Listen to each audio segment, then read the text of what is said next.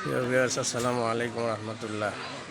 সবাই কেমন আছেন? যে যেখান থেকে দেখছেন আমার ভিডিওটাতে লাইক করবেন, কমেন্ট করবেন, শেয়ার করবেন এবং সাবস্ক্রাইব করবেন। প্রিয় ভিউয়ার্স, আজকে সকালবেলা সিমেন্টের গাড়ি আসছে, সেই গাড়ি আনলোড করতেছে। লেবাররা খুব গড়িমসি করতেছে, প্রচণ্ড গরম, সারা রাত তো ঘুম হয়নি, বিদ্যুৎ থাকে না, খুব কঠিন অবস্থা।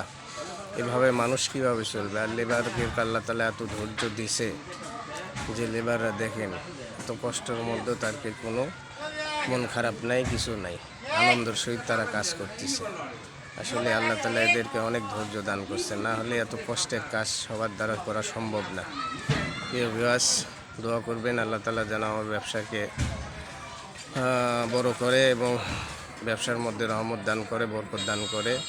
আসলে ব্যবসা যে হালাল, আল্লাহ রাসূল সাল্লাল্লাহু আলাইহি ওয়াসাল্লাম বলছেন যে যারা সৎভাবে ব্যবসা করবে তাদেরকে শহীদিন, নবীদের সাথে ওয়ারিস এবং শহীদিন, মুত্তাকিন, সলিহিনদের সাথে তাদের হাসর হবে। এই জন্য দোয়া চাই আল্লাহ তাআলা যেন আমাকে শরিয়া সম্মত এবং সহি শুদ্ধভাবে সুন্নত অনুযায়ী ব্যবসা করার তৌফিক দান করেন।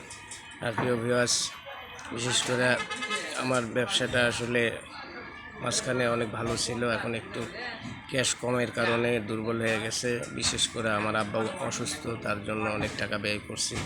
তবে বিল্ডিং করার পরেও মোটামুটি ক্যাশ কমে গেছে, যার কারণে একটু কষ্ট হচ্ছে। তারপর আলহামদুলিল্লাহ অনেক ভালো আছি আপনাদের দোয়ায়।